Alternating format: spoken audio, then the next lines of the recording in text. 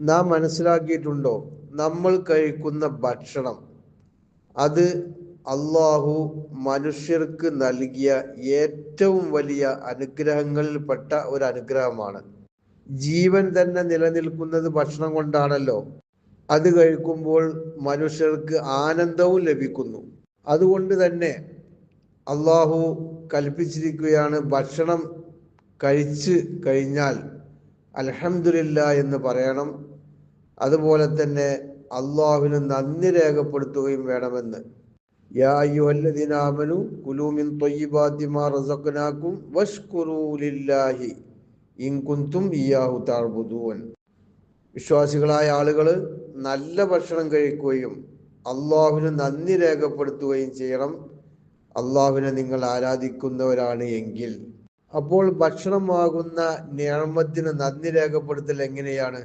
ഭക്ഷണത്തെ ബഹുമാനിക്കണം, അതിനെ അലക്ഷ്യമായി ഉപേക്ഷിക്കരുത്, വൃത്തിഹീനമായ സ്ഥലത്ത് ഭക്ഷണത്തെ നിക്ഷേപിക്കരുത്, ഭക്ഷണം കേടുവരുന്നതിനെ തൊട്ട് അതിനെ സൂക്ഷിക്കണം. ഇതെല്ലാം അതിനോടുള്ള നന്ദിയാണ്. ബഹുമാനപ്പെട്ട അലിയുൽ ഖവാസ് റളിയല്ലാഹു അൻഹു ഇങ്ങനെ പറയുന്നതായി കാണാം: നിങ്ങൾ പത്തിരി, അതായത് ഭക്ഷണം, നിലത്ത് ഒരു മറയുമില്ലാതെ വെക്കുന്നതിനെ സൂക്ഷിക്കണം. കാരണം അങ്ങനെ ചെയ്യുന്നതിൽ അല്ലാഹു ജല്ല ജല്ല വഅല തന്ന നിഅമത്തിനെ നിന്ദിക്കൽ വരുന്നുണ്ട്. ഭക്ഷണത്തിനെ ആദരിക്കുക എന്നുള്ളതിനെ ചെറുതായി കാണൽ അല്ലാഹു ജല്ല വഅല ചെയ്തു തരുന്ന അനുഗ്രഹങ്ങൾ നിഷേധിക്കലാണ്.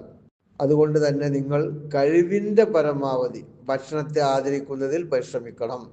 വല്ല ഭക്ഷണവും നിലത്ത് വീണാലോ അപ്പോൾ തന്നെ അതെടുക്കണം. അതായത് ഭക്ഷിച്ച് കഴിയുന്നത് വരെ കാത്തിരിക്കരുത്. കാരണം അല്ലാഹു ജല്ല ജലാലുവിൻ്റെ നിഅമത്തിനെ ആദരിക്കല് അല്ലാഹു ജല്ല ജലാലുവിനെ ആദരിക്കൽ പോലെയാകുന്നു. ആരിഫുൽ മർജാനി എന്നൊരു മഹാനുണ്ടായിരുന്നു. അദ്ദേഹത്തിന്റെ ഗോതമ്പിന്റെ വിളവെടുപ്പ് കഴിഞ്ഞാൽ ഗ്രാമത്തിലെ സാധുക്കളോട് അദ്ദേഹം പറയാറുണ്ടായിരുന്നു, ഇന്ന് നിങ്ങൾ ജോലിക്ക് പോകേണ്ട, എല്ലാവരും ഇവിടെ വന്ന് ഇവിടെ കൊഴിഞ്ഞു പോയ ഈ ഗോതമ്പ് മണികൾ ശേഖരിച്ചു കൊണ്ടുപോവുക എന്ന്.